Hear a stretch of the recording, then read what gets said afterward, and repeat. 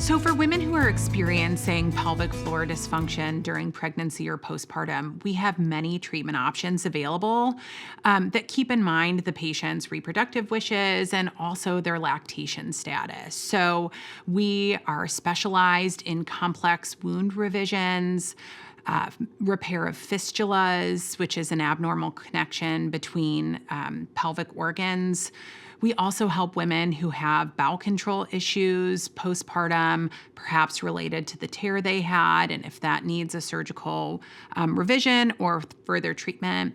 Another thing that makes Ohio State really special in this regard is the collaborative relationship that we have with the pelvic floor physical therapists for this patient population who really require thoughtful, specialized care.